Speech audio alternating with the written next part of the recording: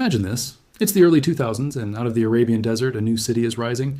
Towers of glass and steel scrape the sky, defying both gravity and logic. The world called it Dubai, a shimmering metropolis built on pure ambition, mountains of credit, and oil money that wasn't even its own. It was sold to the world as a modern financial miracle, a place where the impossible was just another Tuesday. Indoor ski slopes in the middle of the desert? Check. Man-made islands shaped like giant palm trees? Done. Luxury projects so massive they were visible from space? Why not? But beneath this glittering facade, something fragile was taking shape. Dubai wasn't just building a city, it was building a debt-fueled illusion. And when that 2008 global financial crisis hit, that beautiful mirage began to shimmer and fade. This is the story of the 2000s Dubai debt crisis. It's a tale of how a desert emirate-esque dream of infinite growth crashed head-on into cold, hard financial reality. It's a story about the dangerous cocktail of debt, pride, and globalization. To understand how Dubai soared so high, you first have to understand its limitations. Unlike its neighbor, Abu Dhabi, Dubai was never swimming in oil. Back in the 1970s, oil made up almost half of its economy. By the 2000s, that number had plummeted to less than 10%. The Emirates' leadership knew they had to diversify or risk fading back into the desert sands.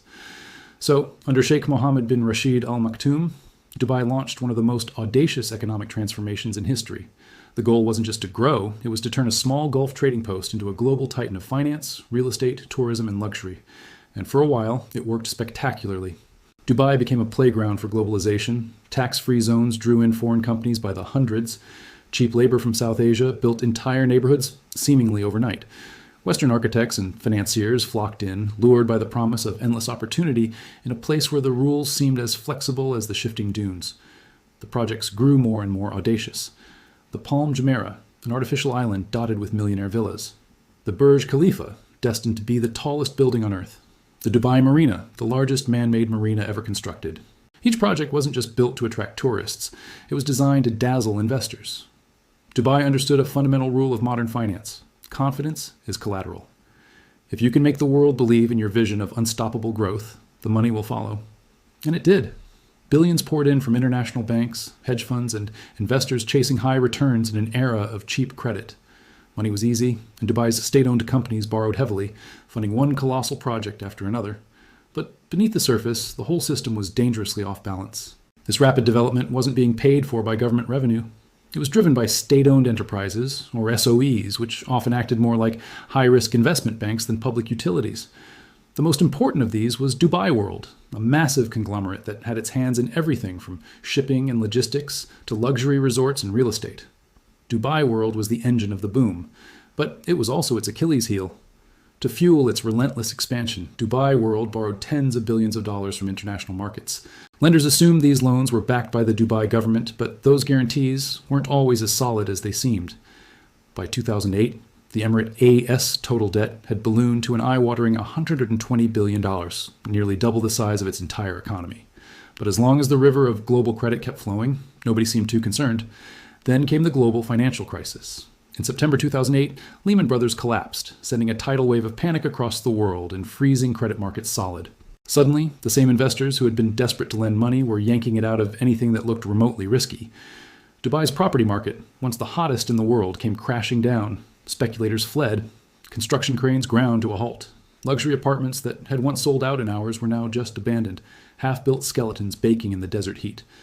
By late 2009, real estate prices had cratered by more than 50%. And then, in November of that year, the unthinkable happened. Dubai World dropped a bombshell. It could not repay $26 billion of its debt. The announcement was simple, just 2 words, debt standstill. But it sent shockwaves across global markets. Banks in Europe and Asia that had lent billions were suddenly facing catastrophic losses. Stock markets from London to Tokyo tumbled overnight. For a terrifying moment, the financial world held its breath and asked, was the Gulf's miracle city about to go bankrupt? Investors panicked. They hadn't fully grasped just how deeply Dubai World's debts were woven into the global financial system.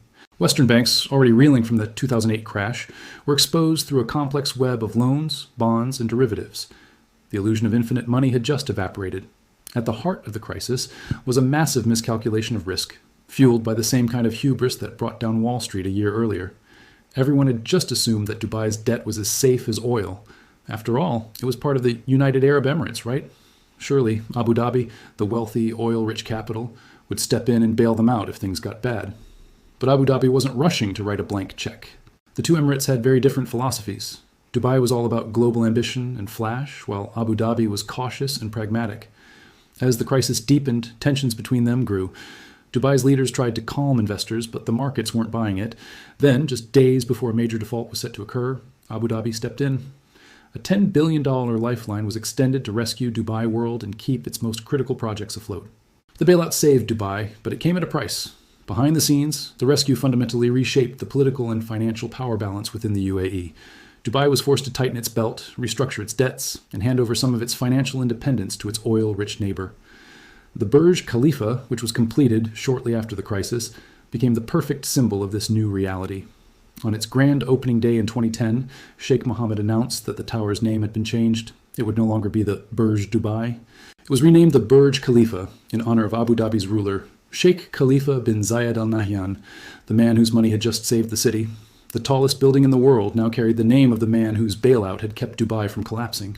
The Mirage had been saved, but the illusion was shattered. Over the next few years, Dubai worked tirelessly to rebuild its reputation. Debts were restructured, stalled projects were finished, and the emirate rebranded itself as a stable, mature financial hub. And remarkably, it worked. By the mid-2010s, Dubai was booming again. Tourism soared, real estate recovered, and global capital came flooding back. To most of the world, the crisis was just a bad memory, a brief scare in a city that always seemed to bounce back stronger. But beneath the renewed glitter, many of the same vulnerabilities remain. Dubai still relies heavily on leverage, foreign capital, and that most fragile of all currencies, confidence. The 2009 debt crisis revealed something much deeper than just bad accounting or risky borrowing.